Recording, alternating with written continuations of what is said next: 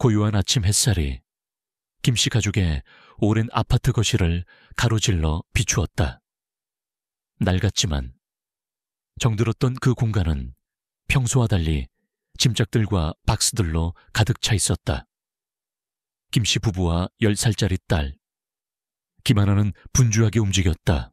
이사는 늘 그렇듯 혼돈의 연속이었지만 그들의 얼굴에는 새로운 시작에 대한 설렘과 아쉬움이 교차했다. 그 혼란 속에서도 유독 평온해 보이는 존재가 있었다. 황금빛 털을 가진 골든 리트리버. 바람이었다. 바람은 커다란 덩치에 어울리지 않게 조용히 이리저리 오가는 사람들을 지켜보고 있었다. 가끔 꼬리를 살랑거리며 하품을 했고 바닥에 놓인 상자들을 킁킁거리며 냄새를 맡았다. 바람에게도 이곳은 낯선 변화의 공간이었지만 가족이 함께 있기에 불안함보다는 호기심이 더 컸다. 특히 바람은 하나의 그림자였다. 하나가 있는 곳엔 언제나 바람이 있었다. 잠을 잘 때도, 밥을 먹을 때도, 심지어 화장실 문 앞에서도 바람은 하나를 기다렸다. 그들의 유대감은 단순한 주인과 반려견의 관계를 넘어선 깊은 정서적 연결이었다. 하나는 바람에게 늘 속마음을 털어놓았고 바람은 말없이 그녀의 모든 감정을 받아주었다. 바람아, 비켜봐. 아빠 저거 들어야 해. 아빠 김민준 씨가 커다란 냉장고를 옮기려다 바람의 등에 부딪히자 부드럽게 말했다. 바람은 민준 씨의 말을 알아들은 듯 낑낑거리며 옆으로 비켜주었다. 엄마 박혜진 씨는 주방에서 마지막으로 컵들을 포장하며 연신 한숨을 쉬었다. 이사는 힘들지만 서울에서의 새 출발은 그들에게 더 나은 미래를 약속하는 듯했다. 민준 씨는 작은 무역회사를 다니며 늘 서울지사 발령을 꿈꿔왔고 혜진 씨는 새로운 환경에서 하나의 교육에 더 신경 써줄 수 있을 거라는 기대에 부풀어 있었다. 하나야, 바람이랑 놀지 말고 엄마 좀 도와줘. 혜진 씨가 소리쳤다. 하나는 작은 팔로 바람의 두툼한 목을 끌어안고 있었다. 바람은 그런 하나의 머리에 제 턱을 괴고는 눈을 감았다. 하나에게 바람은 단순한 애완동물이 아니었다. 세상에서 가장 비밀스러운 이야기를 나눌 수 있는 친구였고 외로울 때 기댈 수 있는 따뜻한 털북숭이 베개였으며 언제나 자신을 언컨디셔널하게 사랑해주는 존재였다. 엄마, 바람이도 우리랑 같이 가는 거 맞지? 하나가 걱정스러운 듯 물었다. 당연하지. 우리 바람이 놓고 가면 누가 널 지켜주겠니? 혜진 씨는 웃으며 대답했지만 그녀의 마음속에는 이미 짐 정리와 이사업체와의 조율로 머릿속이 복잡했다. 이사 트럭이 아파트 앞에 도착하고 이삿짐 직원들이 바쁘게 짐을 나르기 시작했다. 덩치 큰 가구들이 빠르게 사라지고 거실은 점점 텅 비어갔다. 민준 씨는 이삿짐 직원들에게 지시를 내리느라 정신이 없었고 혜진 씨는 빠진 물건이 없는지 마지막으로 확인하기 위해 방들을 오갔다. 하나는 작은 인형을 들고 바람의 옆에 앉아 있었다. 바람은 왠지 모르게 불안한 기색이었다. 이 낯선 움직임, 익숙했던 것들이 하나둘 사라지는 모습이 바람의 본능적인 감각을 자극하는 듯했다. 바람은 하나에게 몸을 바싹 붙였다. 바람아, 괜찮아. 우리는 그냥 잠시 떠났다가 다시 올 거야. 하나는 바람의 귀에 대고 속삭였다. 물론 하나는 이 말이 사실이 아니라는 것을 알고 있었다. 그들은 영원히 이곳을 떠나는 것이었다.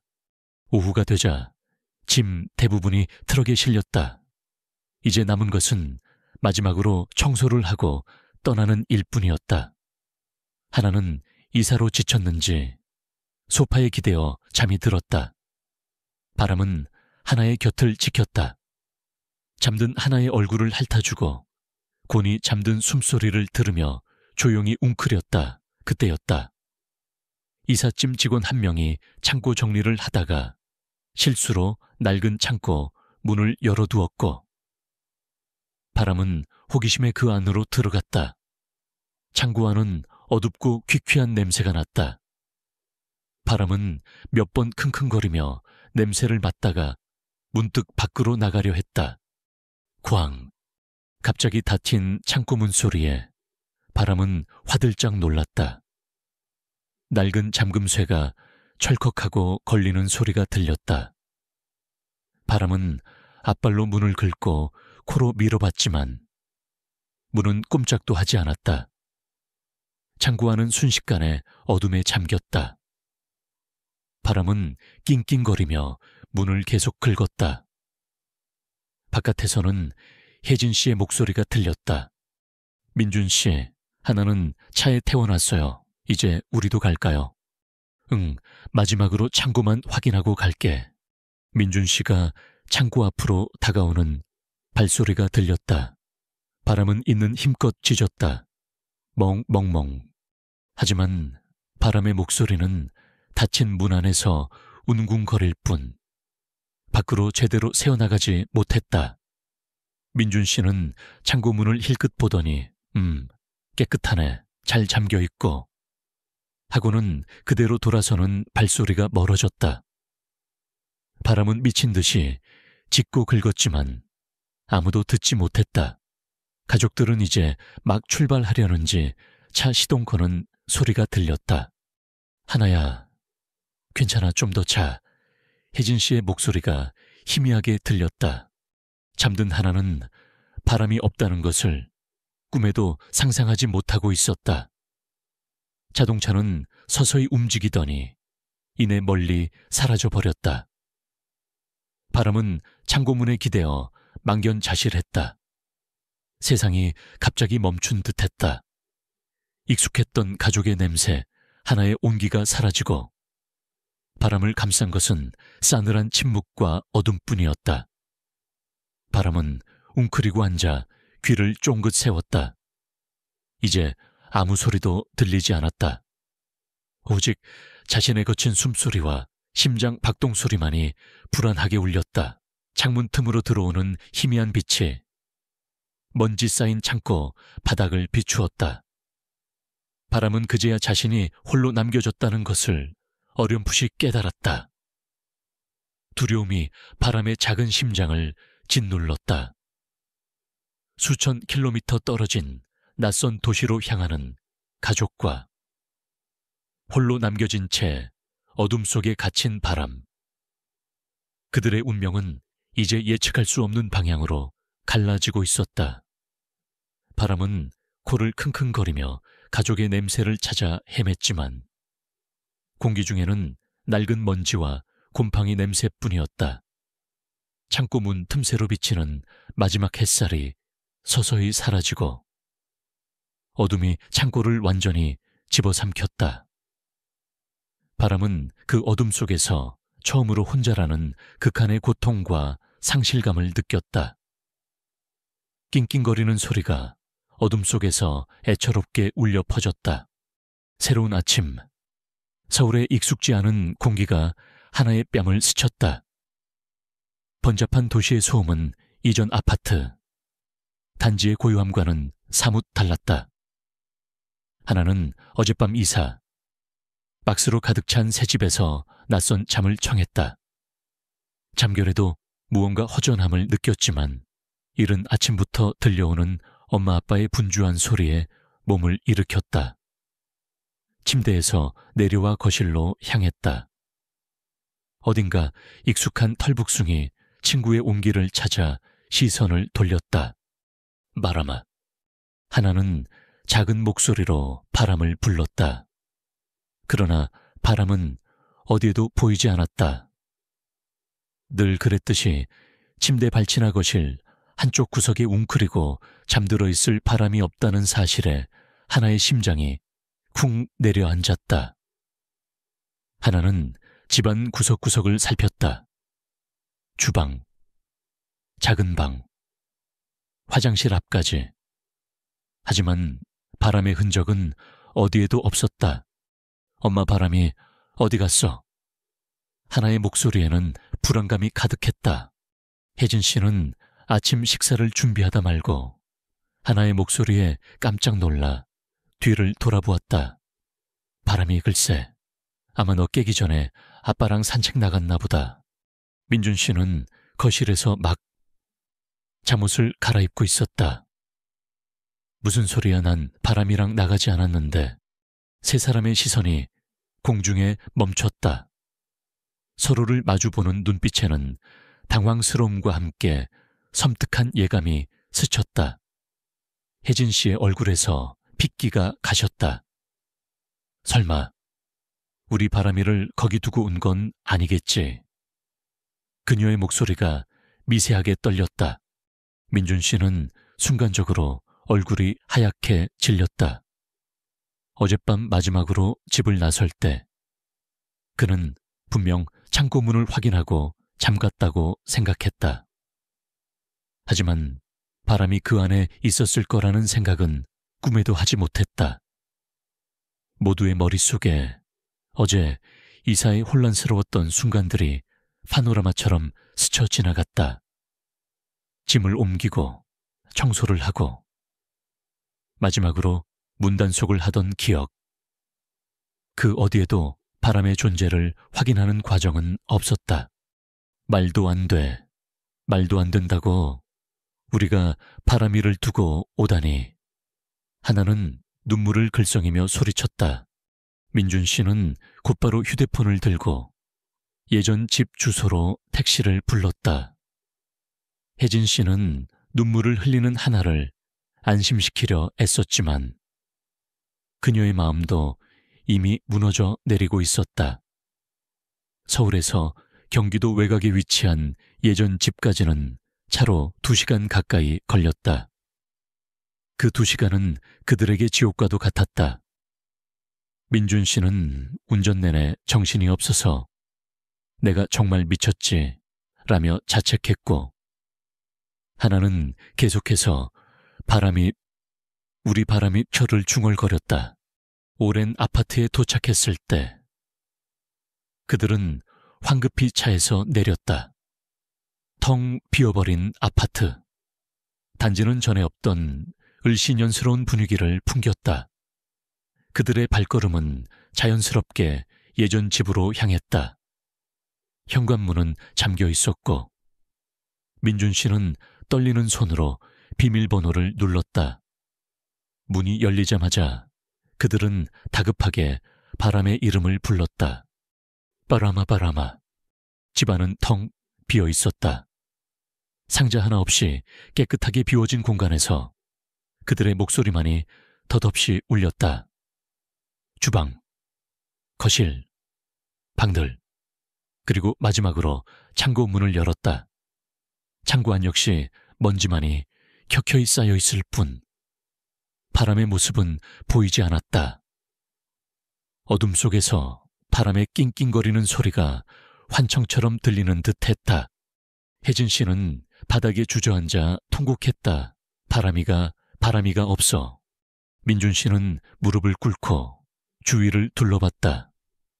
혹시나 바람의 털이라도 발견할까 싶어 바닥을 더듬었다. 그때였다.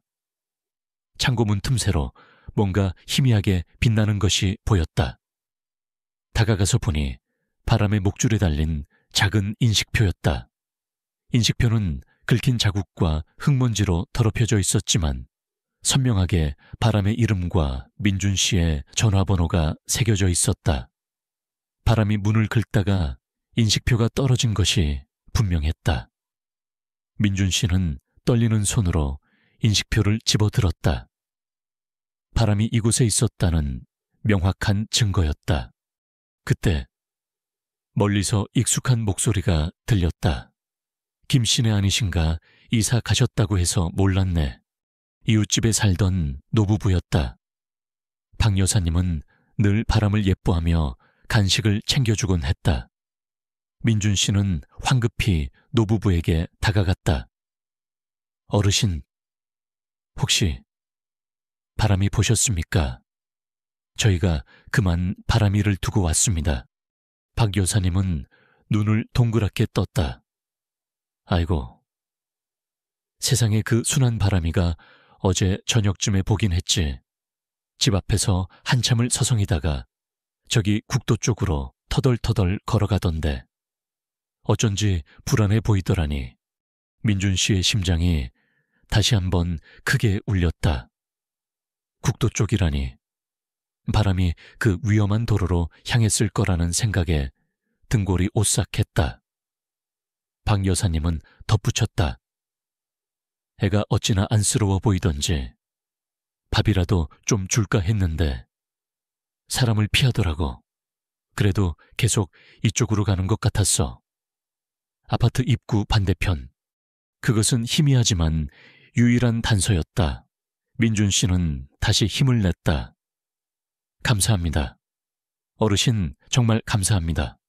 그들은 곧바로 차를 타고 박 여사님이 알려준 국도 방향으로 향했다. 도로변을 따라 천천히 차를 몰며 바람의 이름을 불렀다.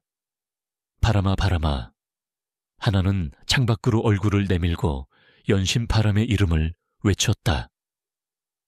그들은 주변 상점들에 들어가 바람의 사진을 보여주며 목격자를 찾았다. 지나가는 사람들에게도 혹시 골든 리트리버를 보았는지 물었다. 하지만 광활한 도로 위에서 작은 강아지를 찾는 것은 모래사장에서 반을 찾기나 다름없었다. 몇 시간 동안 헤맸지만 바람의 흔적은 어디에도 없었다. 희망은 점점 절망으로 바뀌어갔다. 해가 뉘엿뉘엿 지기 시작했다. 서울로 돌아가는 길. 차 안은 무거운 침묵으로 가득했다. 하나는 지쳐 잠들었고 혜진 씨는 창밖을 바라보며 말없이 눈물을 흘렸다. 같은 시각 홀로 남겨진 바람은 낯선 국도변을 헤매고 있었다.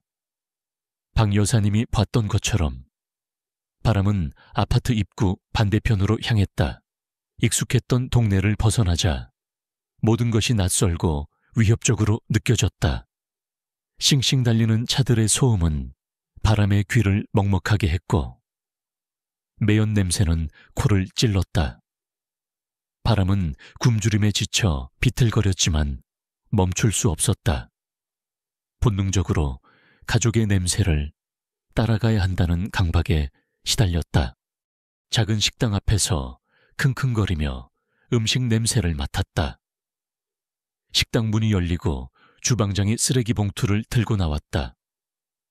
바람은 혹시나 먹을 것을 얻을 수 있을까 싶어 다가갔지만 주방장은 바람을 발견하고는 인상을 찌푸렸다.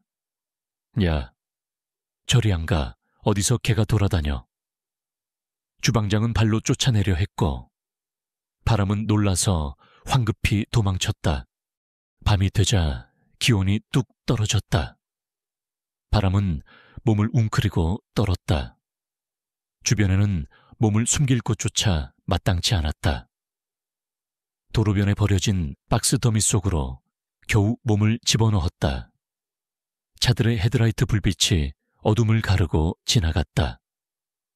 바람의 눈은 불안하게 흔들렸다. 차가운 바람이 박스 틈새로 스며들었다. 익숙했던 하나의 천, 민준 씨의 손길, 혜진 씨의 따뜻한 목소리가 그리웠다. 바람은 웅크린 채 낑낑거렸다. 멀리서 들려오는 게 짖는 소리조차 낯설게 느껴졌다. 밤은 깊어지고 바람은 텅 빈 도로 위에서 홀로 외로운 싸움을 시작했다. 가족을 향한 간절한 그리움만이 바람의 유일한 버팀목이었다. 새벽녘 차가운 이슬이 바람의 털을 적셨다. 밤새도록 차가운 박스 속에서 몸을 웅크리고 있던 바람은 굶주림과 추위에 지쳐 있었다. 하지만 하나의 얼굴이 떠오르자 바람은 다시 힘겹게 몸을 일으켰다. 어렴풋이 동쪽 하늘이 밝아오고 있었다. 바람은 찢어진 박스더미를 벗어나 다시 도로변으로 나왔다. 쌩쌩 달리는 차들은 여전히 위협적이었고 사람들의 발걸음은 무관심했다. 바람은 본능적으로 차들이 덜 다니는 한적한 길을 찾아 발걸음을 옮겼다. 국도에서 벗어나니 작은 마을이 나타났다. 오래된 기와집들과 텃밭이 정겹게 어우러진 시골 마을이었다. 고소한 된장찌개 냄새와 구수한 누룽지 냄새가 바람의 코를 자극했다. 며칠을 제대로 먹지 못한 바람의 배에서는 꼬르륵 소리가 났다. 바람은 조심스럽게 마을 안으로 들어섰다. 골목길을 지나다 오래된 슈퍼마켓 앞에 멈춰 섰다. 가게 앞에는 나이 지긋한 할머니 한 분이 좌판에 직접 키운 채소들을 늘어놓고 있었다. 할머니는 허리가 구부정했지만 눈빛은 선량하고 따뜻했다. 바람은 할머니에게 조심스럽게 다가갔다. 할머니는 바람을 발견하고는 놀란 듯 눈을 크게 떴다. 아이고, 이게 웬 강아지람. 주인이 잃어버렸나. 할머니는 상냥한 목소리로 말을 건넸다. 바람은 꼬리를 살랑이며 할머니의 다리에 제 머리를 비볐다. 할머니는 바람의 마른 몸을 쓰다듬으며 안타까운 표정을 지었다. 아이고, 꼬라지가 이게 뭐니. 배도 많이 고팠겠네. 할머니는 좌판 옆에 놓인 바구니에서 시들해진 상추 몇 장과 남은 누룽지 조각을 꺼냈다. 자, 이것이라도 먹어라. 바람은 허겁지겁 누룽지를 먹어치웠다. 할머니는 바람이 먹는 모습을 흐뭇하게 바라보았다. 할머니의 따뜻한 손길과 마음은 바람에게 잠시나마 안식처가 되어주었다. 배를 채운 바람은 할머니의 발치에 웅크리고 앉았다. 할머니는 바람의 털을 쓰다듬으며 작은 목소리로 중얼거렸다. 어디서 왔니? 이 착한 녀석아. 주인이 얼마나 찾을꼬.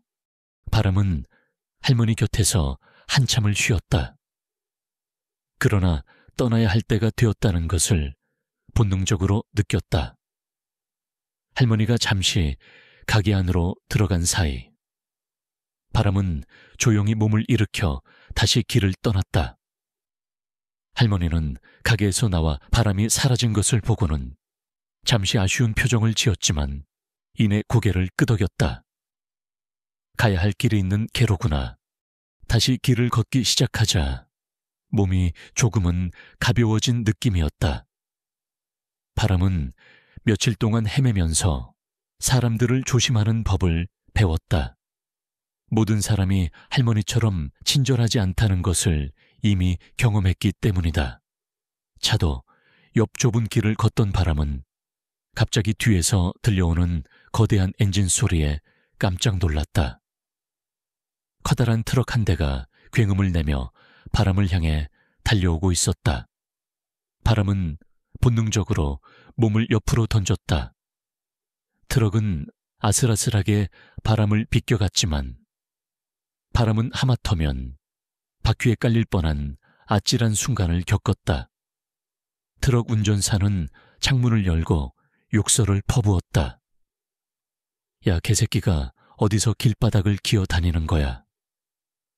바람은 두려움에 떨며 꼼짝도 할 수 없었다. 겨우 정신을 차린 바람은 다시 걷기 시작했다.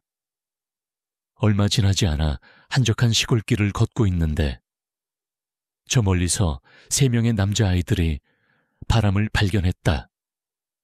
아이들은 바람을 보자마자 야, 개다개 라고 소리치며 돌멩이를 집어들었다.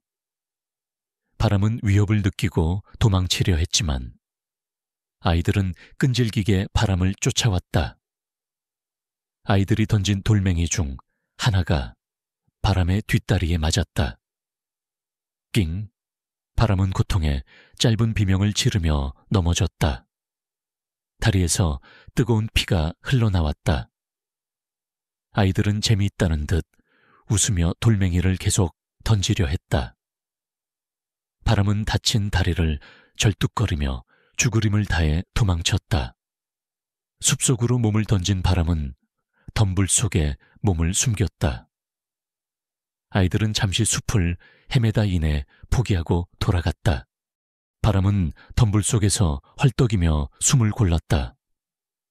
다친 다리는 욱신거렸고 온몸이 지쳐 있었다. 하지만 바람의 눈빛은 여전히 살아있었다. 가족을 찾아야 한다는 일념만이 바람을 움직이게 했다. 바람은 숲속을 헤매다 작은 가을을 발견했다. 차가운 물로 다친 다리를 적시자 통증이 조금 가라앉는 듯했다. 물을 벌컥벌컥 마시고 나니 목마름도 해소되었다. 숲속은 낯선 소리로 가득했지만 도로변보다는 훨씬 안전하고 고요했다. 바람은 숲속에서 밤을 보내기로 결정했다. 풀밭에 몸을 눕히자 하나의 얼굴이 다시 떠올랐다. 하나는 지금쯤 자신을 얼마나 찾고 있을까? 바람은 하나와의 추억을 떠올렸다.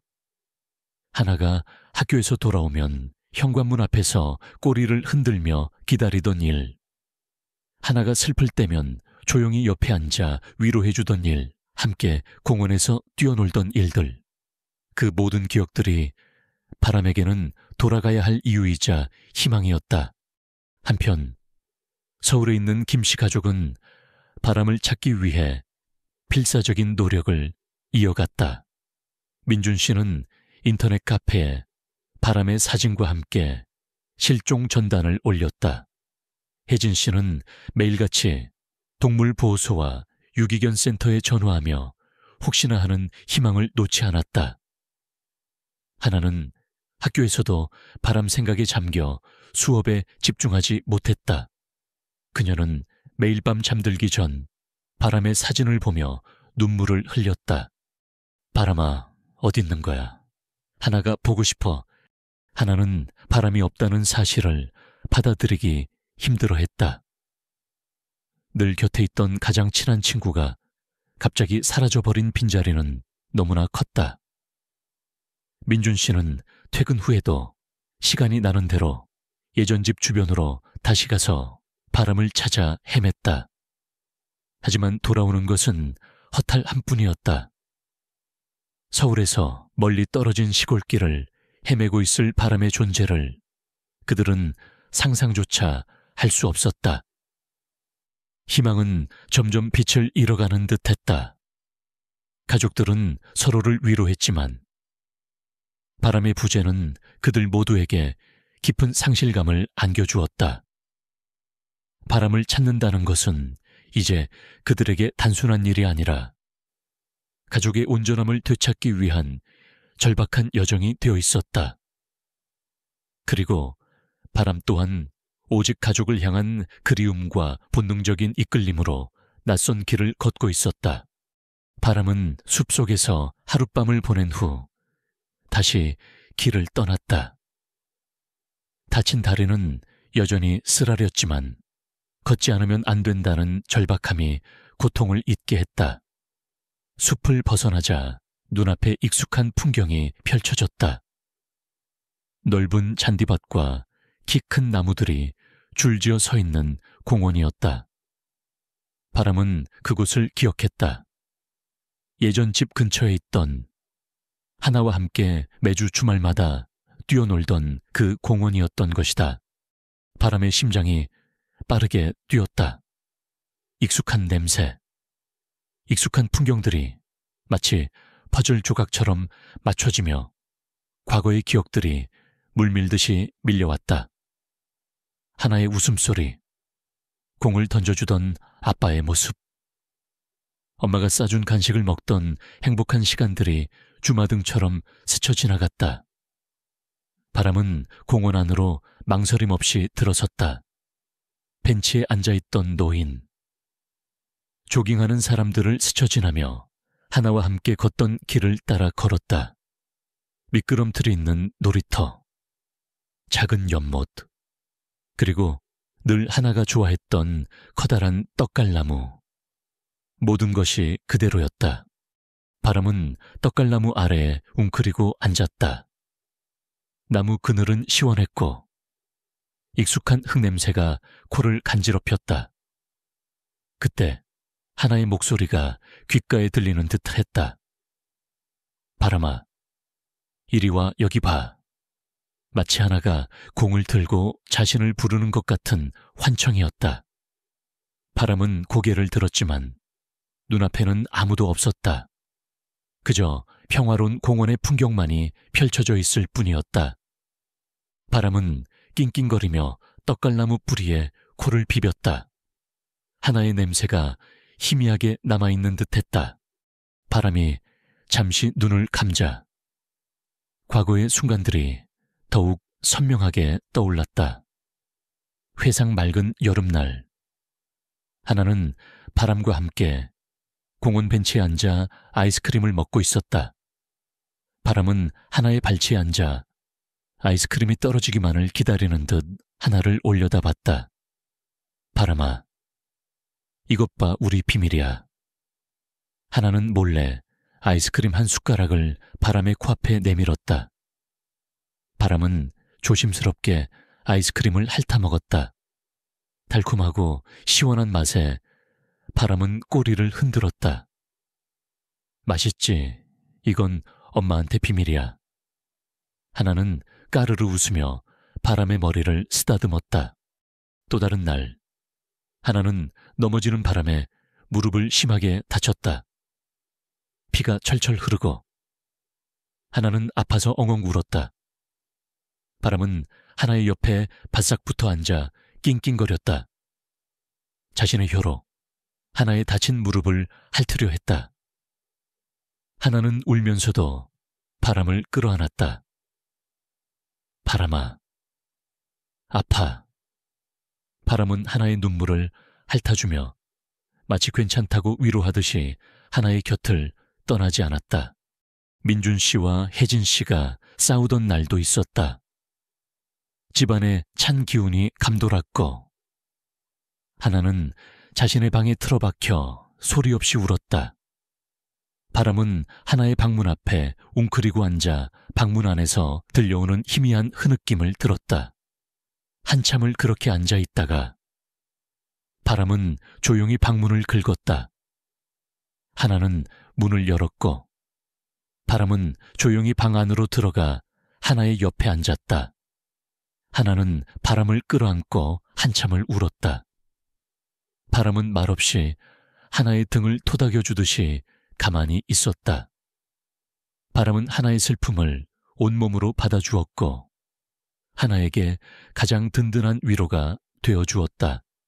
회상 끝, 과거의 기억들이 바람의 마음을 더욱 아프게 했다. 하나가 이 순간 자신을 얼마나 그리워하고 있을지, 얼마나 걱정하고 있을지 바람은 알 수 있었다. 바람은 다시 한번 공원을 둘러보았다. 가족의 흔적이 여전히 남아있는 듯 했지만 그들은 더 이상 이곳에 없었다. 바람은 다시 발걸음을 옮겼다. 이제는 익숙한 이 공원을 떠나 가족이 있는 곳으로 더 멀리 가야 한다는 것을 본능적으로 깨달았다. 바람이 공원을 벗어나 큰 길로 들어섰을 때였다. 맞은편에서 허름한 옷차림의 남자가 바람을 유심히 바라보고 있었다. 남자는 꾀죄죄한 인상에 눈빛이 날카로웠다. 그의 시선은 바람에 윤기나는 털과 다부진 체격에 고정되어 있었다. 남자는 바람의 뒤를 따라오기 시작했다. 바람은 본능적으로 위험을 감지하고 걸음을 재촉했다. 하지만 남자는 끈질기게 바람을 쫓아왔다. 어이, 걔 어디 가니 이리 와봐. 남자가 비릿한 웃음을 지으며 소리쳤다. 바람은 남자를 무시하고 계속 뛰었다. 남자는 속도를 높여 바람에게 다가왔다. 바람은 좁은 골목길로 들어섰다. 남자는 바람을 놓치지 않으려 필사적으로 뒤를 쫓았다. 골목은 점점 더 좁아지고 어두워졌다. 막다른 골목에 다다랐을 때 바람은 더 이상 도망칠 곳이 없다는 것을 깨달았다. 남자가 서서히 다가왔다. 그의 손에는 낡은 그물망이 들려 있었다. 남자의 얼굴에는 탐욕스러운 미소가 번졌다. 크흐흐, 제법인데 이 정도 녀석이면 비싸게 팔리겠어. 그는 다름 아닌 떠돌이 개들을 잡아 팔아넘기는 개장수였다. 바람은 으르렁거리며 경계했지만 남자는 개의치 않았다. 그물망을 휘둘러 바람을 잡으려 했다. 바람은 재빨리 몸을 피했지만 그물망은 바람의 뒷다리에 살짝 걸렸다. 바람은 중심을 잃고 비틀거렸다. 남자는 기회를 놓치지 않고 다시 그물망을 던졌다. 바람은 필사적으로 저항했지만 결국 그물망에 갇히고 말았다. 남자는 힘없이 축 늘어진 바람을 거친 손으로 들어 올렸다. 바람은 낑낑거리며 몸부림쳤지만 소용없었다. 남자는 바람을 낡은 차량 뒷좌석에 던져 넣었다. 이미 그 안에는 몇 마리의 다른 개들이 웅크리고 앉아 있었다. 그들은 모두 겁에 질린 표정이었다. 바람은 철창 너머로 멀어지는 공원의 풍경을 바라보았다. 하나의 냄새가 났던 그곳에서 이렇게 붙잡히다니. 절망감이 바람을 덮쳤다. 이대로 가족에게 돌아가지 못하게 되는 걸까? 바람의 눈에서는 다시금 두려움과 함께 하나의 얼굴이 떠올랐다. 하나가 자신을 애타게 기다리고 있을 텐데 반드시 돌아가야만 했다. 바람은 닫힌 철창을 앞발로 긁으며 낮은 소리로 낑낑거렸다. 새로운 위협, 새로운 절망 속에서도 바람의 의지는 꺾이지 않았다. 오히려 가족에 대한 그리움은 더욱 커져갔다. 한편 서울의 김씨 가족 하나는 잠결에 바람이 자신을 부르는 소리를 들었다. 하나야, 하나야. 희미하지만 분명한 바람의 목소리였다. 하나는 잠에서 깨어나 벌떡 일어났다. 심장이 두근거렸다. 바람이다 바람이가 나 불렀어. 하나는 엄마 아빠에게 달려갔다. 엄마, 아빠 바람이가 나 불렀어요. 분명히 하나는 흥분하여 말했다. 민준 씨와 혜진 씨는 하나의 말을 듣고는 서로를 마주 보았다. 그들은 하나의 환청이 아닐까 생각했지만 하나의 눈빛은 너무나도 진지했다.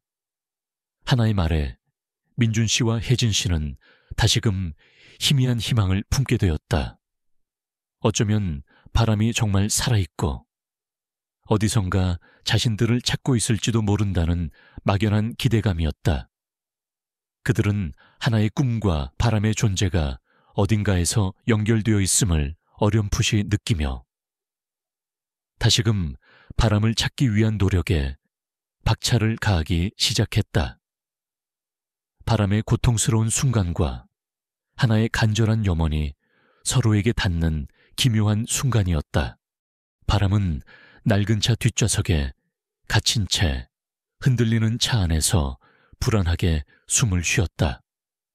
차 안은 퀴퀴한 냄새와 다른 개들의 겁에 질린 낑낑거리는 소리로 가득했다.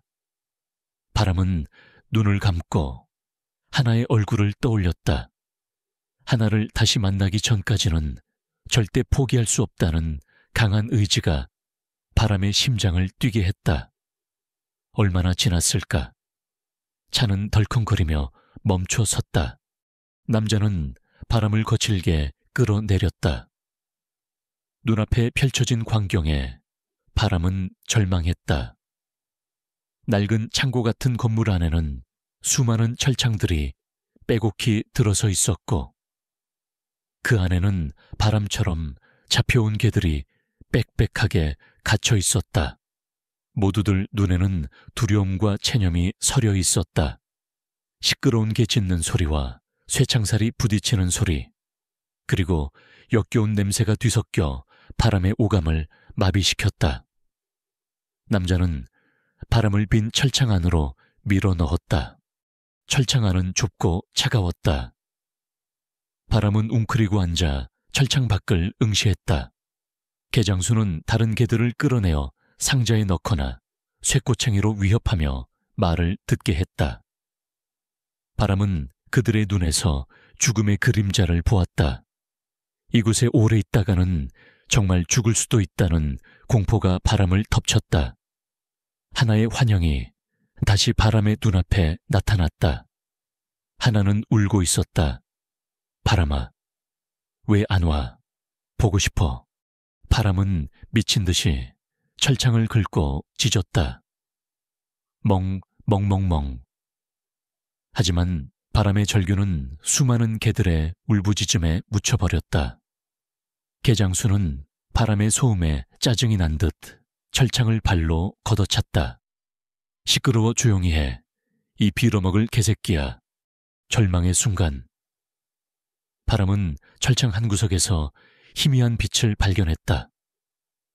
낡은 창고 벽에 뚫린 작은 환기구였다.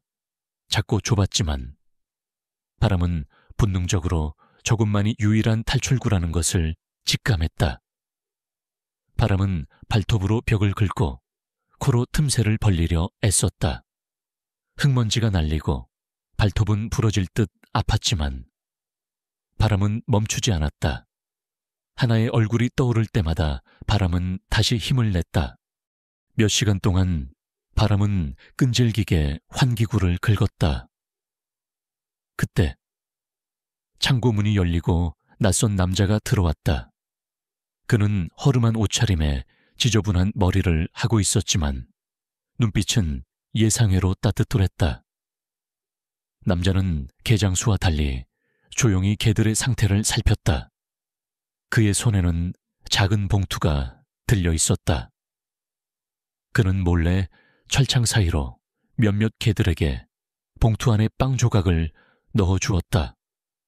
그 남자는 이 동네를 떠도는 노숙자였는데 가끔 개장수에게서 남은 음식물 쓰레기를 얻어가는 대신 창고 청소를 돕곤 했다. 남자는 바람의 철창 앞으로 다가왔다. 바람은 그를 경계하며 으르렁거렸다. 하지만 남자의 눈빛에는 악의가 없었다. 오히려 바람의 필사적인 탈출 노력을 알아차린 듯했다. 그는 환기구를 응시하더니 주위를 둘러보고는 조심스럽게 봉투에서 작은 쇠붙이 조각을 꺼냈다. 그는 그 쇠붙이 조각으로 바람이 긁어놓은 환기구 틈을 더 넓게 벌리려 애썼다. 착한 녀석, 힘내봐. 그는 작은 목소리로 속삭였다. 개장수가 잠시 자리를 비운 틈을 타 남자는 바람에게 빵 조각을 넣어주며 다시 환기구를 건드렸다. 쇠붙이 조각이 틈새에 들어가자 벽이 조금씩 부서지기 시작했다. 바람은 남자의 의도를 알아차린 듯 조용히 그의 행동을 지켜보았다. 마침내 환기구의 틈이 바람의 몸이 겨우 빠져나갈 만큼 넓어졌다. 남자는 바람의 눈을 바라보며 고개를 끄덕였다. 도망쳐. 어서. 바람은 망설이지 않았다.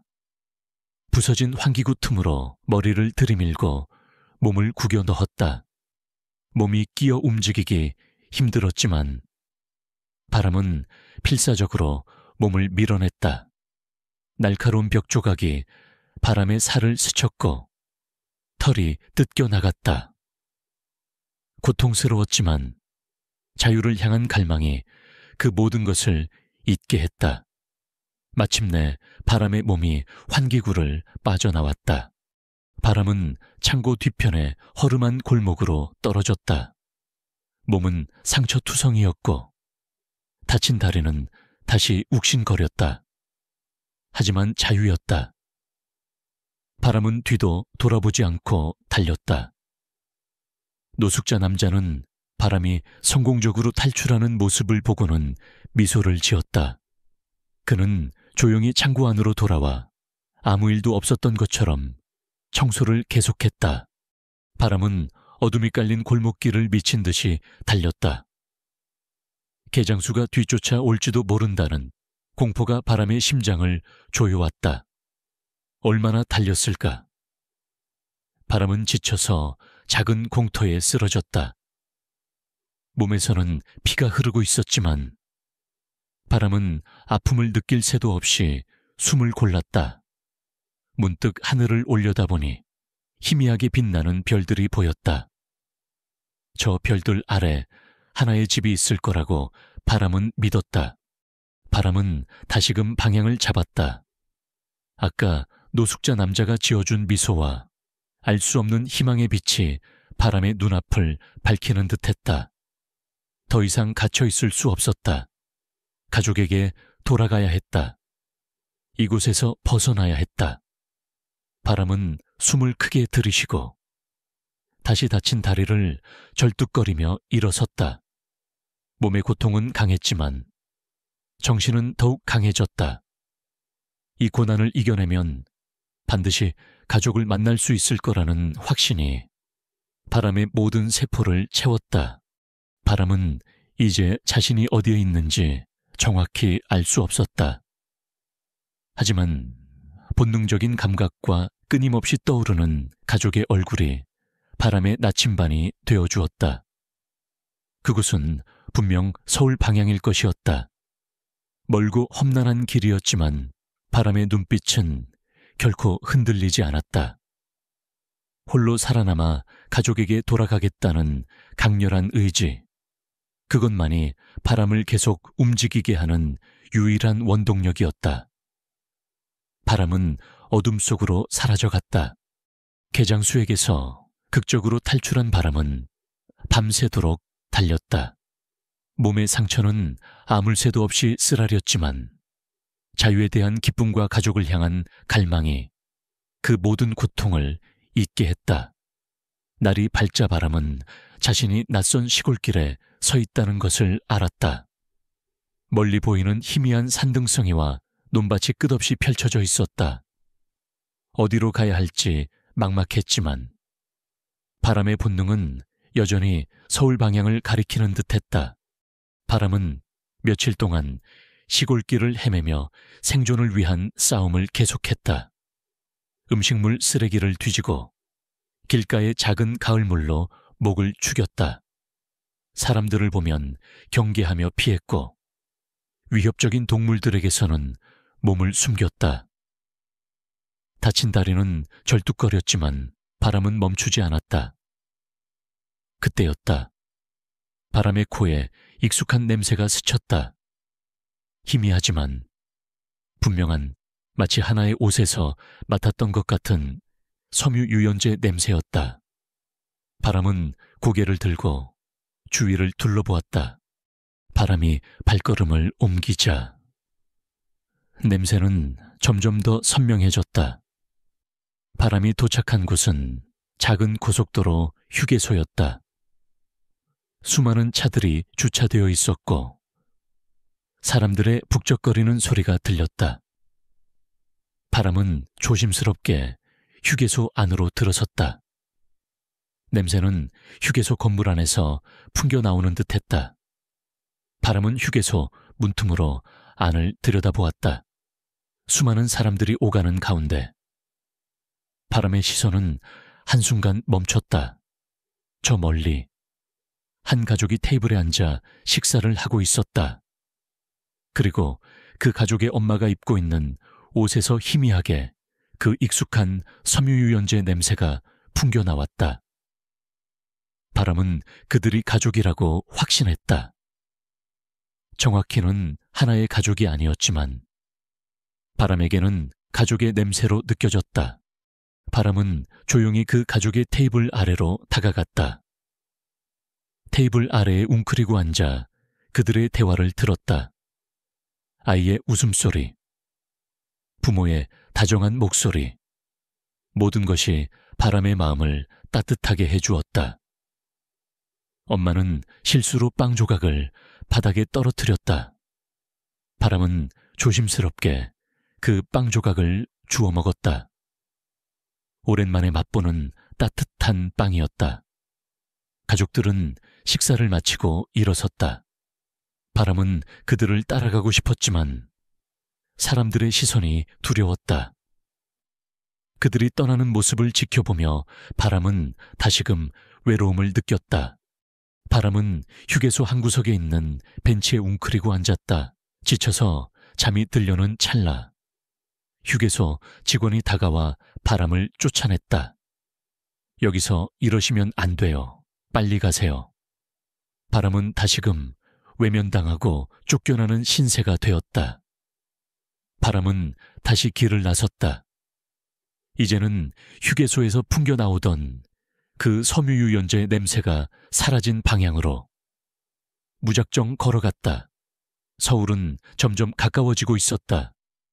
도시의 불빛이 희미하게 보이는 듯했다. 그때였다. 빗방울이 한두 방울 떨어지기 시작하더니 이내 굵은 비가 쏟아졌다. 바람은 비를 피할 곳을 찾아 헤맸지만 주변에는 아무것도 없었다. 바람은 비에 흠뻑 젖은 채 온몸을 떨었다. 천둥이 치고 번개가 번쩍였다.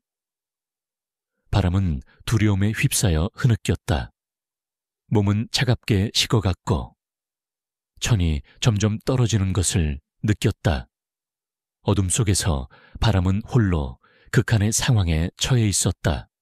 다음 날 아침 비는 그쳤지만 바람은 여전히 정신을 차리지 못하고 있었다. 몸은 축 늘어져 있었고 숨쉬는 것조차 힘겨워 보였다. 그때 한 남자가 자전거를 타고 지나가다 바람을 발견했다. 남자는 중년의 나이로 평범한 옷차림에 친근한 인상을 하고 있었다. 그는 자전거를 멈추고 바람에게 다가왔다. 이런, 강아지가 비를 맞았나 보네. 많이 아픈가? 남자는 걱정스러운 표정으로 바람의 몸을 살폈다. 남자는 바람이 평범한 떠돌이개가 아니라는 것을 직감했다. 황금빛 털은 진흙으로 엉망이었지만 고상하고 영리해 보이는 눈빛에는 여전했다. 남자는 조심스럽게 바람을 안아 들었다. 바람은 몸을 뒤척였지만 저항할 힘조차 없었다.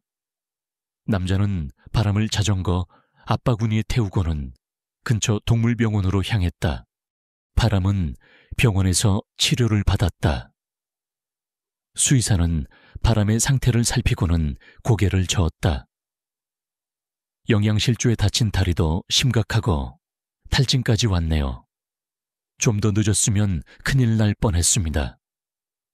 남자는 바람의 치료비를 지불하고 바람이 회복될 때까지 자신이 돌봐주겠다고 자처했다. 남자는 작은 동물용품 가게를 운영하고 있었는데 길 잃은 동물들을 보면 그냥 지나치지 못하는 마음 따뜻한 사람이었다. 며칠 후 바람은 기적적으로 기력을 회복했다. 남자의 보살핌 덕분이었다. 남자는 바람에게 맛있는 음식을 주고 다친 다리에 약을 발라주며 정성껏 돌보았다. 바람은 남자에게 고마움을 느꼈지만 여전히 하나의 얼굴이 눈앞에 아른거렸다. 바람은 돌아가야 했다. 남자는 바람의 목줄에 인식표가 없다는 것을 알고는 직접 인식표를 만들어 주었다. 인식표에는 행운이라는 이름과 남자의 전화번호가 적혀 있었다. 그는 바람이 다시 길을 잃을까봐 걱정했다. 남자는 바람의 회복을 축하하며 가게 밖으로 바람을 데리고 나왔다. 바람은 남자의 주위를 맴돌며 꼬리를 흔들었다. 그리고 잠시 후 바람은 남자를 뒤로 하고 다시 익숙한 방향으로 발걸음을 옮겼다. 남자는 바람이 떠나는 뒷모습을 한참 동안 바라보았다. 그는 바람에게서 무언가 강렬한 목표 의식을 느꼈다. 한편 서울에 있는 김씨 가족은 절망적인 상황 속에서도 신라 같은 희망을 놓지 않고 있었다. 민준 씨는 직장 동료들에게까지 바람의 사진을 보내며 도움을 요청했다. 혜진 씨는 매일같이 인터넷 실종견 게시판을 뒤졌다. 그러던 어느 날 저녁, 민준 씨에게 한 통의 전화가 걸려왔다. 김민준 씨 되십니까? 여기는 송파구에 있는 하늘동물병원입니다. 어제 저희 병원으로 골든 리트리버 한 마리가 구조되어 왔는데요. 혹시 이 강아지가 김민준 씨 댁 반려견이 맞을까 해서요. 인식표는 없었는데 특징이 너무 비슷해서 연락드렸습니다. 민준 씨의 심장이 쿵 떨어졌다. 네, 맞습니다. 혹시 이름이 바람이입니까? 이름은 모르겠고 저희가 임시로 행운이라고 지어줬습니다. 사진 보내드릴 테니 확인해 주시겠습니까? 사진을 확인하는 순간 민준 씨와 혜진 씨는 동시에 숨을 들이켰다. 사진 속에는 자신들의 바람이가 분명했다. 많이 지쳐 보였지만 그 특유의 온화한 눈빛은 틀림없는 바람이었다. 하나는 옆에서 사진을 보고는 감격에 겨워 바람아비 하고 소리쳤다. 눈물이 왈칵 쏟아졌다. 몇 주간의 고통과 절망이 한순간에 눈 녹듯 사라지는 순간이었다. 그들은 당장이라도 바람에게 달려가고 싶었다. 희망의 빛이 마침내 드리워졌다. 민준 씨의 손은 떨리고 있었다. 사진 속 바람의 모습은 여전히 지쳐 보였지만 분명 자신들의 바람이었다. 그는 황급히 전화를 끊고 혜진 씨와 하나를 깨웠다. 바람이 찾았어. 동물병원에 있대 송파구래. 잠결에 눈을 비비던 하나는 아빠의 목소리에 잠이 확 달아났다. 정말요. 바람이 진짜요. 하나의 얼굴에는 믿기지 않는다는 표정과 함께 기쁨의 눈물이 맺혔다. 혜진 씨도 울먹이며 말했다. 세상에, 정말 우리 바람이 맞는 거죠. 세 사람은 잠옷 바람으로 채올라탔다. 새벽 공기를 가르며 차는 송파구를 향해 내달렸다. 그들의 마음속에는 희망과 불안감이 뒤섞여 있었다. 혹시라도 다른 강아지일까봐, 혹시라도 바람이가 자신들을 못 알아볼까봐. 그러나 그 모든 불안감보다 바람이를 다시 만날 수 있다는 설렘이 더 컸다. 2시간 남짓 걸려 하늘동물병원에 도착했을 때 날은 이미 환하게 밝아 있었다. 민준 씨는 떨리는 손으로 병원 문을 열었다. 병원 안에는 예상보다 많은 사람들이 있었다. 민준 씨는 접수대에서 바람의 사진을 보여주며 문의했다. 저 어제 바람이라는 강아지 때문에 연락드렸는데요. 간호사는 친절하게 웃으며 안쪽으로 안내했다. 아, 행운이 말씀이시죠? 회복실에 있습니다. 많이 기다리셨죠? 회복실 문이 열리고 그들의 눈앞에 낯익은 황금빛 털이 보였다. 바람은 작은 철창 안에 웅크리고 앉아 있었다. 여전히 마르고 상처가 남아 있었지만 그 눈빛은 예전 그대로였다. 하나는 바람함하고 소리치며 철창 앞으로 달려갔다. 메용. 바람은 하나의 목소리를 듣자마자 고개를 들었다. 바람의 눈동자가 흔들렸다. 몇 주간의 고된 여정과 공포. 절망 속에서도 잊지 않았던 가장 소중한 존재, 바로 하나의 얼굴이었다. 바람은 철창문을 향해 필사적으로 앞발을 뻗었다. 낑낑거리는 소리가 애처롭게 울렸다. 수의사가 황급히 철창문을 열어주었다. 바람은 철창을 뛰쳐나와 하나의 품으로 달려들었다.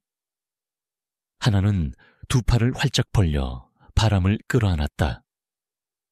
바람은 하나의 얼굴을 연신 핥았고 하나는 바람의 목을 끌어안고 엉엉 울었다. 바람아, 보고 싶었어. 정말 보고 싶었어. 민준 씨와 혜진 씨도 바람에게 다가갔다. 바람은 하나에게서 잠시 떨어져 민준 씨와 혜진 씨의 다리에 몸을 비볐다. 민준 씨는 바람의 등을 쓰다듬으며 눈물을 참지 못했고 혜진 씨는 바람의 얼굴을 감싸 안고 흐느꼈다. 우리 바람이 정말 고생 많았지. 수의사는 그들의 재회를 흐뭇하게 지켜보았다. 신기하죠, 이 녀석. 주인이 나타나기 전까지는 밥도 제대로 안 먹고 풀이 죽어 있었는데 그들은 바람의 긴 여행 이야기를 들었다. 휴게소에서 바람을 발견한 동물용품 가게 주인의 도움과 바람을 개장수로부터 구해준 노숙자 남자의 이야기도 들을 수 있었다. 민준 씨는 그들에게 진심으로 감사 인사를 전했다. 바람은 이제 더 이상 헤매지 않아도 되었다. 길고 험난했던 수천 킬로미터의 여정이 마침내 끝나는 순간이었다. 바람은 집으로 돌아온 후 며칠 동안 잠만 잤다. 긴 여정의 피로와 불안감이 한꺼번에 몰려온 듯했다. 하지만 하나의 곁에서 잠이 들 때마다 바람의 얼굴에는 평온함이 가득했다. 하나는 바람의 곁을 한시도 떠나지 않았다. 바람이 좋아하는 간식을 주고 함께 마당에서 뛰어놀며 잃어버린 시간을 되찾았다. 바람은 예전처럼 활기찬 모습을 되찾아갔다. 다친 다리도 점차 아물었고 털에는 다시 윤기가 흘렀다. 김씨 가족은 바람을 다시 찾은 후 더욱 끈끈해졌다. 바람의 빈자리는 그들에게 가족의 소중함을 다시 한번 일깨워 주었다. 민준 씨는 더 이상 일에 파묻혀 있지 않았다. 퇴근 후에는 늘 바람과 하나와 함께 시간을 보냈다. 혜진 씨는 매일 아침 바람의 밥그릇을 가장 먼저 채웠다. 그들은 바람을 단지 애완동물이 아닌 진정한 가족의 일원으로 받아들이게 되었다. 어느 날 저녁, 가족들은 거실에 모여 앉아 있었다. 바람은 하나의 무릎에 머리를 기대고 잠들어 있었다. 창밖으로는 따뜻한 달빛이 쏟아져 들어왔다. 하나는 바람의 부드러운 털을 쓰다듬으며 조용히 말했다. 바람아, 다시는 우리 헤어지지 말자. 바람은 꼬리를 살랑거리며 작은 한숨을 내쉬었다. 그 한숨 속에는 긴 여정의 고단함과 함께 가족의 품으로 돌아온 안도감이 담겨있는 듯했다. 바람의 눈에는 더 이상 두려움이나 불안이 없었다. 오직 사랑하는 가족과 함께하는 평화로운 행복만이 가득했다. 김씨 가족에게 바람은 단순한 반려견이 아니었다. 바람은 그들의 삶에 다시금 사랑과 희망, 그리고 끈끈한 유대감을 불어넣어준 기적이었다. 그리고 바람의 험난했던 귀환은 모든 어려움 속에서도 사랑의 끈은 결코 끊어지지 않는다는 것을 증명하는 감동적인 이야기로 남았다.